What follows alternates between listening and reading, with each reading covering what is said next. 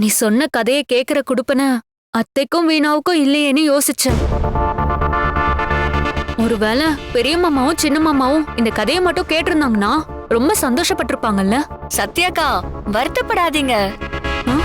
இந்த கதைய பெரியய்யாவே எல்லார்கிட்டயும் சொல்லிருப்பாரு. அவரா? பெரியப்பாக்கு எப்படி இந்த கதையெல்லாம் தெரியும்? நீங்களே பாத்தீங்கல்ல, பெரியய்யா இந்த சீரியல்ல இன்ட்ரெஸ்ட் ஆயிட்டாரு.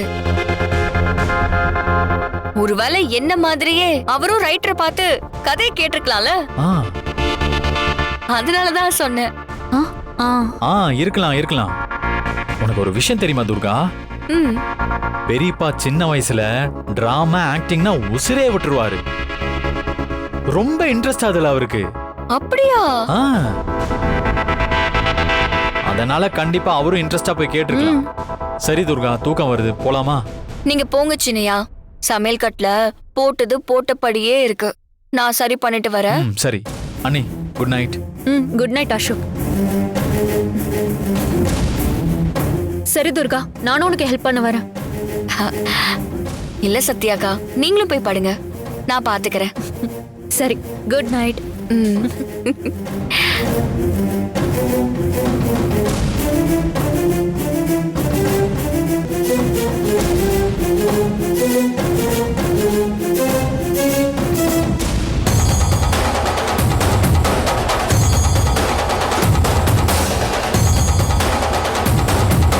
சிலைய தூக்க இடைஞ்சலா நின்னு கௌரியோட அப்பா செத்ததுக்கு அப்புறம் பிரச்சனை ஓஞ்சுதுன்னு நான் நினைச்சேன். ஆனா சந்திர செத்த அடுத்த நாளே கோயில் ஐயரு திடீர்னு என்ன தேடி வந்தான்.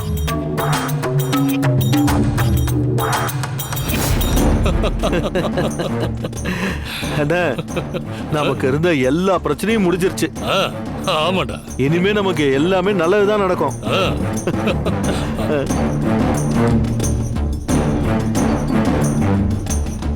அண்ணா, ஐயர் எதுக்கு நான் இங்க வர்றாரு தெரியலையே. ஜனா, நீ எதுவும் பேசாத, எல்லாம் நான் பேசிக்கிறேன். சரிங்க. சரி ஐயா, நமஸ்காரம். வாங்க சாமி, வாங்க வாங்க. என்ன எவ்வளவு தூரம்? சொல்லி அனுப்பிச்சிருந்தா நாங்களே வந்திருப்போமேப்பா. ஐயா, பெரியவா அப்படி சொல்லப்படாது. உங்களை நேர்ல பார்த்து பேசணும்னு தோணுச்சு.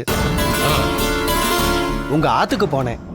அங்க இருக்கிறவா நீங்க தோட்டத்து வீட்டுல இருக்கிறதா சொன்னா, அதான் வந்துட்டேன்.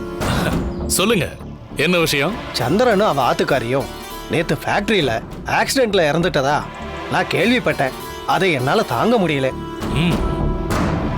அவங்கள மாதிரி நல்லவாள இந்த உலகத்துல பார்க்கவே முடியாது.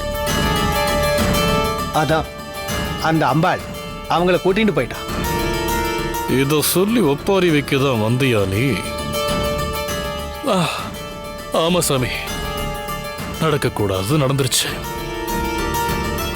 ஆனா யாரு என்ன விதி வாங்கி வந்தாங்களோ அதுதானே நடக்கும். அத நாம ஏத்துக்கிறத தவிர வேற வழி இல்லையே.